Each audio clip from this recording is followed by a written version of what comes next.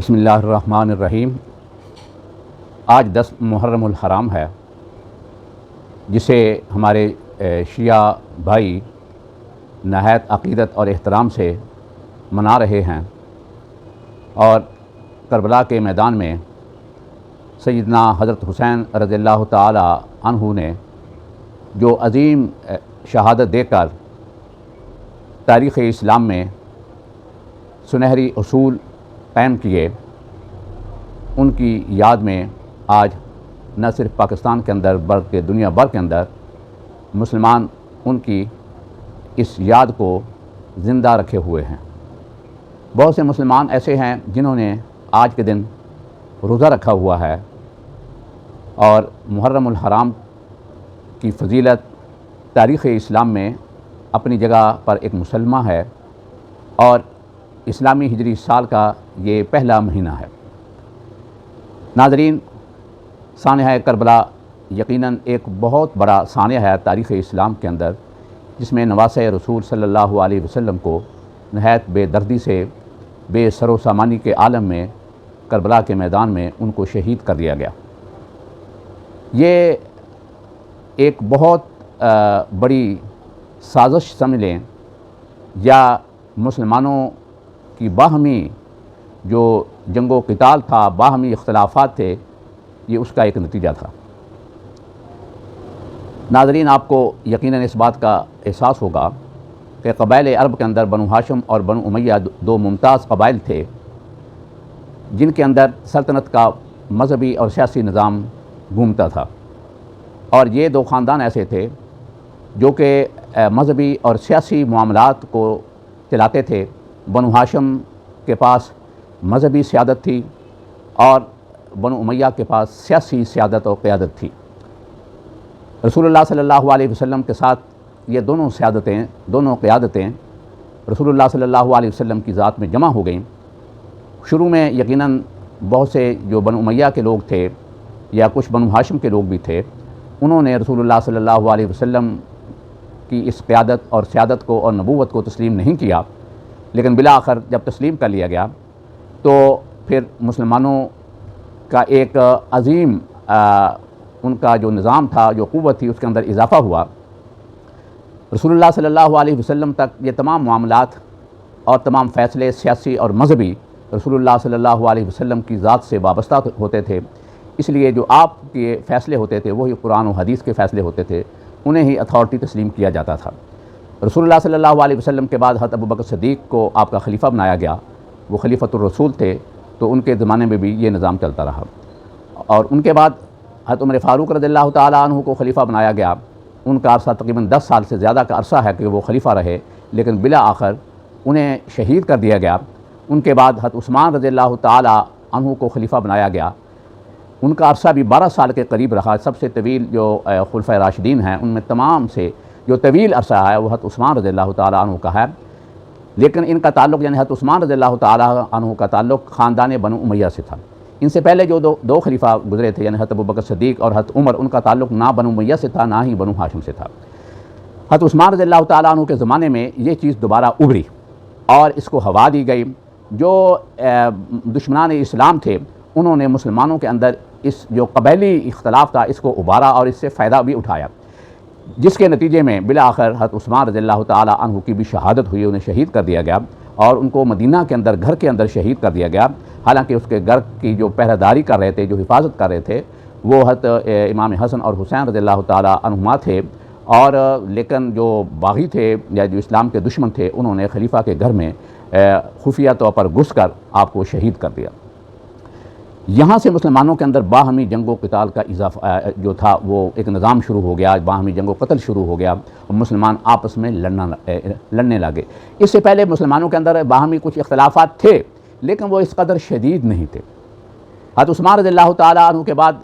مسلمانوں کا خلیفہ جو تھا وہ حضرت علی رضی اللہ تعالیٰ عنہ کو بنایا گیا، لیکن ان کا تعلق بنو ہاشم سے تھا، یعنی حضرت عثمان کا تعلق بنو امیہ سے تھا۔ اب بعد میں جو حضرت علی کو خلیفہ بنایا گیا، ان کا تعلق بنو ہاشم سے تھا۔ اس لیے بنو امیہ کے جو لوگ تھے، انہوں نے مطالبہ کیا کہ پہلے جو قاتلین عثمان ہیں ان سے بدلہ لیا جائے، حضرت عثمان رضی اللہ تعالیٰ عنہ کے خون کا بدلہ لیا جائے، پھر ہم آپ کے ہاتھ پر بیعت کریں گے۔ کیونکہ جو قاتلین عثمان تھے ان میں سے بیشتر لوگ جو تھے وہ حضرت علی کے گرد جمع ہو چکے تھے اور ان لوگوں نے حضرت علی رضی اللہ تعالیٰ عنہ کے ہاتھ پر بیعت کر لی تھی اور ان کو خلیفہ تسلیم کر لیا تھا۔ اب یہ حضرت علی کے لیے بڑا مشکل تھا کہ ایسے لوگوں کے ساتھ کوئی الجھا جائے، ان کے ساتھ کوئی لڑائی کی جائے کہ جب تک حضرت علی رضی اللہ تعالیٰ عنہ کے پاس کوئی ایسی قوت اور طاقت نہ ہوتی۔ حضرت علی رضی اللہ تعالیٰ عنہ کا مطالبہ یہ تھا کہ پہلے آپ میرے ہاتھ پہ بیعت کریں، مجھے خلیفہ تسلیم کریں، میرے ساتھ ملیں، پھر اس کے بعد قرآن و سنت کی روشنی میں جو بھی اس کا فیصلہ ہوگا ہم اس کا فیصلہ کریں گے۔ لیکن بنو امیہ کا تقاضا یہ تھا کہ پہلے قاتلین عثمان کا بدلہ لیا جائے، جس کے نتیجے میں حضرت امیر معاویہ رضی اللہ تعالیٰ عنہ جو ملک شام کے گورنر تھے انہوں نے آپ کی خلافت کو تسلیم کرنے سے انکار کر دیا، یعنی کہ آپ کے ہاتھ پر بیعت کرنے سے انکار کر دیا۔ یہ نہیں، انہوں نے خلافت کا دعویٰ بھی نہیں کیا، بنو امیہ کے لوگوں نے یا حضرت امیر معاویہ نے خلافت کا دعویٰ بھی نہیں کیا، لیکن حضرت علی کے ہاتھ پر بیعت کرنے سے بھی انکار کر دیا۔ گویا یہ سمجھ لیں مسلمانوں کے اندر دو پیرلل نظام چلنا شروع ہو گئے۔ ایک نظام وہ تھا جس کی قیادت حضرت علی رضی اللہ تعالیٰ عنہ کر رہے تھے، اور دوسرا نظام وہ تھا جس کی قیادت حضرت امیر معاویہ رضی اللہ تعالیٰ عنہ کر رہے تھے۔ تو اس طرح یہ خلافت یہ سمجھ لیں کہ دو حصوں میں تقسیم ہو گئی۔ حضرت علی رضی اللہ تعالیٰ عنہ کے زمانے میں یہ جو معاملہ اٹھا، جس کے نتیجے میں دو بڑی جنگیں ہوئیں، ایک جنگ جمل کہا جاتا ہے جسے، اور ایک جنگ صفین کہا جاتا ہے۔ ان دونوں جنگوں کے اندر 70-80 ہزار کے قریب مسلمان شہید ہوئے، یعنی مسلمانوں نے ہی مسلمانوں کو شہید کیا، مسلمانوں نے ہی مسلمانوں کو مارا۔ اور اس کا واحد جو تنازع تھا، جھگڑا تھا، وہ خلافت کا نہیں تھا، بلکہ صرف حضرت عثمان رضی اللہ تعالیٰ عنہ کے خون کا جھگڑا تھا کہ حضرت امیر معاویہ کا جو لشکر تھا وہ اس بات کا مطالبہ کر رہا تھا کہ قاتلین عثمان جو ہیں ہم ان کو سزا دینا چاہتے ہیں اور حضرت عثمان کے خون کا بدلہ لینا چاہتے ہیں، اور دوسری طرف جو لشکر تھا وہ حضرت علی کا تھا۔ تو یہ دونوں لشکر جو مسلمانوں کے آپس میں الجھے، جس کے نتیجے میں 80 یعنی کہ 10,000 کے قریب مسلمان جنگ جمل میں شہید ہوئے تھے، اور 70,000 کے قریب مسلمان جو ہیں وہ جنگ صفین میں شہید ہوئے تھے، جس کے نتیجے میں جنگ صفین کے نتیجے میں جو کئی روز جاری رہی، تو اس کے نتیجے میں پھر حکمین کا تقرر کیا گیا، اور حکمین کے تقرر کے معاملے میں پھر جب یہ تنازع کھڑا ہوا، جھگڑا کھڑا ہوا، تو پھر اس کے نتیجے میں ایک تیسرا گروہ خوارج کا سامنے آیا۔ وہ خوارج وہ لوگ تھے جو کہ بظاہر بہت متقی، پرہیزگار، نیک لوگ تھے، لیکن انہوں نے کہا کہ حکمین کا تقرر کر کے حضرت علی نعوذ باللہ وہ بھی کافر ہو گئے، حضرت امیر معاویہ بھی کافر ہو گئے، یعنی ان دونوں مسلمانوں گروہوں کو خوارج نے کافر ڈکلیئر کر دیا اور مسلمانوں سے لڑنا شروع ہو گئے۔ اس طرح یہ ایک معاملہ بہت بڑا مسلمانوں کے اندر خلفشار جو پیدا ہوئی، اور اس کے نتیجے میں جو بیرونی فتوحات سی وہ رک گئیں، اور غیر مسلموں کی اور مسلمان دشمنوں کی جو سازشیں تھیں وہ کارگر ہونے لگی، اور اس طرح مسلمانوں کا بہت یعنی نقصان ہوا کہ مسلمان آپس میں الجھ پڑے، جس کے آخر کار اس کے نتیجے میں حضرت علی رضی اللہ تعالیٰ عنہ کو بھی شہید کر دیا گیا۔ تقریباً کوئی 4 سال کے قریب ان کا عرصہ رہا تو وہ شہید ہو گئے۔ یہی اس کا تنازع یا یہی اس کا جھگڑا تھا مسلمانوں کا آپس میں جو اختلاف تھا، اس کے نتیجے میں، جس کے نتیجے میں پہلے 2 خلفاء یعنی حضرت عمر اور حضرت عثمان رضی اللہ تعالیٰ عنہ بھی شہید ہوئے تھے، اور اب تیسرے خلیفہ بھی ان کو بھی شہید کر دیا گیا۔ ان کے بعد حضرت امام حسن رضی اللہ تعالیٰ عنہ کو خلیفہ بنایا گیا۔ وہ تقریباً 6 مہینے تک خلیفہ رہے، لیکن حضرت امام حسن رضی اللہ تعالیٰ عنہ نے دیکھا کہ مسلمان آپس میں الجھے ہوئے ہیں، آپس میں لڑ رہے ہیں، اور جو غیر مسلموں کی سازشیں ہیں وہ کارگر ہو رہی ہیں۔ وہ ایک شریف اور یعنی کہ الجھنے والے لوگ نہیں تھے، یعنی وہ چاہتے تھے کہ مسلمانوں کے اندر اتحاد ہو، چنانچہ انہوں نے 6 مہینے کے بعد خلافت سے ریزائن کر دیا، اور حضرت امیر معاویہ رضی اللہ تعالیٰ عنہ کے ہاتھ پر بیعت کر لی، اور حضرت امیر معاویہ رضی اللہ تعالیٰ عنہ اس طرح پوری امت مسلمہ کے خلیفہ منتخب کیے گئے، امیر منتخب کیے گئے۔ اب جب حضرت امیر معاویہ رضی اللہ تعالیٰ عنہ کو پوری امت مسلمہ کے اندر خلیفہ منتخب کر لیا گیا، اور آپ پوری امت مسلمہ کے امیر مقرر ہو گئے، تو ان کا عرصہ تقریباً 20 سال ہے، یعنی یہ خلافت، یہ 40 ہجری کی بات ہے کہ جب حضرت امام حسن رضی اللہ تعالیٰ عنہ خلافت سے دستبردار ہو گئے، اور حضرت امیر معاویہ کو متفقہ خلیفہ یا امیر مسلمانوں کا منتخب کر لیا گیا۔ اس طرح پوری امت مسلمہ کے اندر ایک سلطنت جو کہ پہلے بٹی ہوئی تھی مختلف حصوں کے اندر، ایک سلطنت کے اندر ان کو ایک امیر حضرت امیر معاویہ رضی اللہ تعالیٰ عنہ کو منتخب کر لیا گیا۔ یہ ان کا 20 سال کا دور ہے۔ اس سے پہلے کا جو دور ہے، یعنی حضرت عمر رضی اللہ تعالیٰ عنہ نے انہیں شام کا گورنر بنایا تھا، اور اس کے بعد حضرت امیر معاویہ رضی حضرت عثمان رضی اللہ تعالیٰ عنہ کا 12 سال کا عرصہ ہے، اور تقریباً 4.5 سال کا عرصہ حضرت علی اور امام حسن رضی اللہ تعالیٰ عنہما کا ہے۔ تو اس طرح تقریباً 16-17 سال یہ بھی بنتے ہیں، لیکن اس دوران وہ گورنر تھے، وہاں کے حاکم تھے۔ لیکن یہ ٹوٹل زمانہ اگر ملا لیا جائے، یہ تقریباً کوئی 35-40 سال بن جاتا ہے کہ وہ حکمران رہے، لیکن جو امیر رہے یا خلیفہ رہے مسلمانوں کے تو وہ ان کا دور 20 سال کا ہے، یعنی حضرت امام حسن رضی اللہ تعالیٰ عنہ کے دستبردار ہونے کے بعد کا جو عرصہ ہے وہ تقریباً 20 سال رہا۔ جب امام حسن رضی اللہ تعالیٰ عنہ دستبردار ہو گئے، حضرت امیر معاویہ پوری سلطنت کے امیر بن گئے، تو 20 سال کا عرصہ یہ چلتا رہا۔ تو جب حضرت امیر معاویہ رضی اللہ تعالیٰ عنہ ضعیف ہو گئے اور کافی، یعنی کہ ان کا یہ سمجھ لیں کہ اب کچھ لوگوں نے یہ سمجھا کہ حضرت امیر معاویہ رضی اللہ تعالیٰ عنہ کا کسی وقت بھی دنیا میں ان کا انتقال ہو سکتا ہے یا دنیا سے رخصت ہو سکتے ہیں، تو حضرت امیر معاویہ کو یہ مشورہ دیا گیا کہ بہتر یہ ہے کہ آپ اپنے بعد کسی کو اپنا قائم مقام نامزد کر دیں،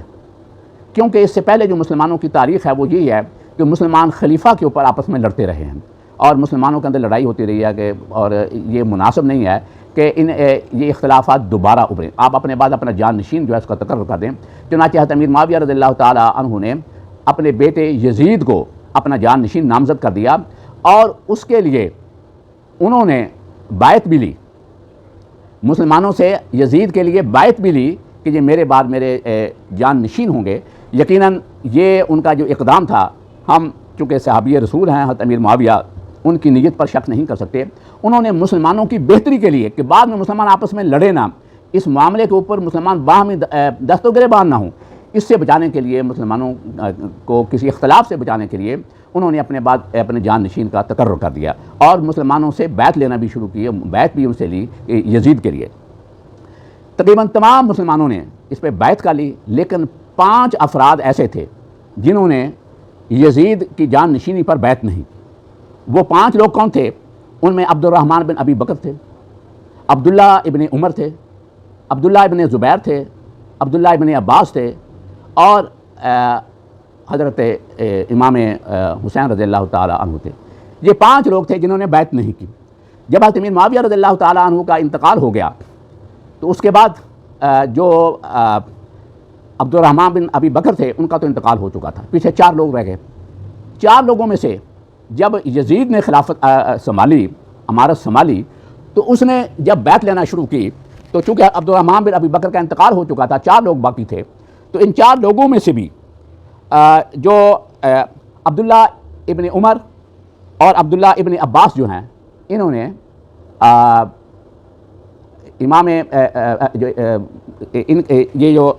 3 لوگ ہیں، عبداللہ ابن عمر اور عبداللہ ابن 2 لوگ جو ہیں، ان 2 لوگوں نے یزید کے ہاتھ پر بیعت کر لی۔ اس طرح باقی جو 2 لوگ رہ گئے ان میں عبداللہ ابن زبیر اور امام حسین رضی اللہ تعالیٰ عنہ رہ گئے، انہوں نے یزید کی امامت یا خلافت پر بیعت نہیں کی، انہوں نے انکار کر دیا۔ اب جب انہوں نے انکار کر دیا تو کوفہ کے لوگ جو تھے ان کی طرف سے بہت سے خطوط حضرت امام حسین رضی اللہ تعالیٰ عنہ کو بھیجے گئے کہ آپ ہمارے پاس آئیں، ہم آپ کے ہاتھ پر بیعت کرنا چاہتے ہیں۔ عبداللہ ابن زبیر تھے، انہوں نے منع کیا کہ ہمیں مدینہ سے نہیں جانا چاہیے اور مدینہ کے اندر رہ کر خلافت یزید کی ریزسٹنس کرنی چاہیے، مخالفت کرنی چاہیے۔ چنانچہ حضرت امام حسین رضی اللہ تعالیٰ عنہ نے اپنے چچا زاد جو تھے مسلم بن عقیل، ان کو بھیجا کہ وہ کوفہ کے اندر جا کر وہاں کے حالات کا جائزہ لیں۔ وہاں انہوں نے حالات کا جائزہ لیا، بہت سے لوگوں نے مسلم بن عقیل رضی اللہ تعالیٰ عنہ کے ہاتھ پر بیعت کر لی اور انہوں نے خط لکھ دیا کہ آپ آ جائیں کہ یہاں کے لوگ آپ کے ساتھ ہیں۔ جو ہی انہوں نے خط لکھا تو حضرت امام حسین رضی اللہ تعالیٰ عنہ کے پاس وہ خط پہنچا تو وہ امام حسین اپنے لشکر کے ساتھ، یا لشکر ان کا کیا تھا، چند لوگ تھے، اہل خانہ تھے، تو چند افراد جو تو وہ اس کے ساتھ کوفہ کے لیے روانہ ہو گئے۔ اور ابھی راستے میں یہی تھے کہ اطلاع ملی، اور اس بات کی یزید کو بھی اطلاع ہو گئی کہ مسلم بن عقیل کے ہاتھ پر بہت سے لوگوں نے بیعت کر لی ہے، تو یزید نے فوری طور پر جو کوفہ کے گورنر تھے ان کو ہٹا دیا، اور بصرہ کے گورنر جو ابن زیاد تھے ان کو کوفہ کا بھی گورنر بنا دیا۔ چنانچہ ابن زیاد نے کوفہ کے اندر آ کر فوری طور پر سب سے پہلے جو وہاں مسلمان تھے انہیں ڈرایا دمکایا اور مسلم بن عقیل کو گرفتار کر کے انہیں قتل کر دیا گیا، انہیں شہید کر دیا گیا۔ تو چنانچہ اس بات کی اطلاع راستے میں حضرت امام حسین رضی اللہ تعالیٰ عنہ کو بھی مل چکی تھی، لیکن مسلم بن عقیل کے جو بیٹے تھے انہوں نے کہا کہ ہم اپنے باپ کا بدلہ لیں گے، ہم اس کے بغیر نہیں جائیں گے۔ چنانچہ انہوں نے مجبور کیا حضرت امام حسین رضی اللہ تعالیٰ عنہ کو کہ وہ واپس نہ جائیں۔ چنانچہ حضرت امام حسین رضی اللہ تعالیٰ عنہ اپنے جو چند افراد ان کے ساتھ تھے، تو 72 کے قریب جو افراد ان کے ساتھ تھے، ان میں سے 20 لوگ وہ تھے جو کہ امام حسین رضی اللہ تعالیٰ عنہ کے خاندان کے لوگ تھے، بنو ہاشم کے لوگ تھے۔ تو وہ کربلا کے مقام پر پہنچے تو وہاں پر پہلے ہی یزید کی فوج جو ہے وہ وہاں پر، جن کی تعداد ہزاروں میں تھی، چنانچہ ایک طرف جو ہے یہ 72 لوگ تھے، یہ ظاہر بات لڑنے کے لیے تو نہیں گئے تھے، یہ تو ایک اپنے مشن کے اوپر بیعت لینے کے لیے گئے تھے۔ بعض روایات کے مطابق حضرت امام حسین رضی اللہ تعالیٰ عنہ نے اس بات کی اس خواہش کا اظہار کیا کہ مجھے یزید کے بعد جانے دیا جائے کہ میں اپنے معاملات اس کے ساتھ خود طے کر لوں گا، لیکن ان لوگوں نے حضرت حسین رضی اللہ تعالیٰ عنہ کو وہاں پر نہیں جانے دیا اور یہ کہا کہ یہاں پر یزید کے لیے، یزید کی بیعت آپ کریں گے تو تب آپ جا سکتے ہیں، لیکن اس کے لیے حضرت امام حسین رضی اللہ تعالیٰ عنہ راضی نہیں تھے۔ حضرت امام حسین رضی اللہ تعالیٰ عنہ نے جو یزیدی لشکر تھا، کوفہ کے لوگ تھے، انہیں ان کے نام لے لے کر پکارا کہ فلاں، کیا تم نے مجھے خط نہیں لکھے؟ کیا تم نے مجھے نہیں بلایا؟ اے فلاں کے بیٹے تم مجھے بتاؤ، کیا تم نے خط نہیں لکھا؟ تم نے مجھے نہیں بلایا؟ اب یہ چیز ان کے لیے بڑی خطرناک تھی اور وہ یہ سمجھتے تھے کہ اگر حضرت امام حسین رضی اللہ تعالیٰ عنہ یزید کے پاس چلے گئے تو یہ ہمارا بانڈا پھوڑ دیں گے، ہمیں افشاں کر دیں گے اور ہمارے لیے یزید سے بچنا مشکل ہوگا۔ اب یہ لوگ کسی صورت یہ نہیں چاہتے تھے کہ حضرت امام حسین رضی اللہ تعالیٰ عنہ کے پاس، امام حسین رضی اللہ تعالیٰ عنہ یزید کے پاس چلے جائیں اور وہاں پہ جا کر یہ سارا ہمارا راز جو ہے اس کو افشا کر دیں گے۔ چنانچہ یہ وہ لوگ تھے جو حضرت امام حسین رضی اللہ تعالیٰ عنہ کو کسی صورت میں زندہ نہیں رہنے دینا چاہتے تھے۔ چنانچہ ان لوگوں نے کربلا کے اندر حضرت امام حسین رضی اللہ تعالیٰ عنہ کو نہ صرف شہید کیا، 20 لوگ جو کہ حضرت امام حسین رضی اللہ تعالیٰ عنہ کے خاندان کے لوگ تھے، 72 لوگوں میں سے وہ لوگ تھے جو خاندان بنو ہاشم کے تھے، وہ شہید ہوئے، بچے تک وہاں پر شہید ہوئے۔ اور ان کی شہادت کے بعد ان کے خیموں کو آگ لگا دی گئی۔ کیوں آگ لگائی گئی؟ اس لیے کہ وہ خطوط، وہ دستاویز، وہ ڈاکومنٹ وہاں پر موجود تھے، انہیں خطرہ تھا کہ یہ دستاویز، ڈاکومنٹ کہیں یزید کے ہاتھ نہ لگ جائیں اور ہمارا راز افشا نہ ہو جائیں۔ یہ وہ سانحہ ہے، یہ وجوہات ہیں کہ جس کے نتیجے میں حضرت حسین رضی اللہ تعالیٰ عنہ کی شہادت ہوئی۔ اتنا بڑا سانحہ ہوا کہ ان لوگوں نے اپنے آپ کو بچانے کے لیے حضرت حسین رضی اللہ تعالیٰ عنہ کی شہادت کی، اور یقیناً ایک بہت بڑا سانحہ ہے اور اس سے مسلمانوں کو سبق سیکھنے کی ضرورت ہے کہ جب بھی مسلمانوں کے اندر باہمی اختلافات ہوئے، باہمی جنگ و قتال ہوا، اس کا نتیجہ مسلمانوں کو بھگتنا پڑا اور مسلمانوں کا نقصان ہوا۔ اس لیے ہمیں آج بھی چاہیے کہ ایسی چیزوں سے ہم بچیں جس کے نتیجے میں باہمی اختلافات ہوں، باہمی ہم ایک دوسرے کے خلاف نبرد آزما ہوں۔ تو اس لیے کوشش کرنی چاہیے مسلمانوں کے اندر اتحاد کی، یگانگت کی۔ تو اسی کے ساتھ میں گزارش کروں گا تمام مسلمانوں سے، تمام لوگوں سے جو ہمارے مذہبی رہنما ہیں، چاہے ان کا تعلق کسی بھی فرقے سے ہو، کہ وہ ایسی باتوں سے احتیاط کریں، گریز کریں کہ جس کے نتیجے میں کسی بھی فرقے کے لوگوں کی دل آزاری ہو، کسی کی مذہبی رہنماؤں کو یا کسی کے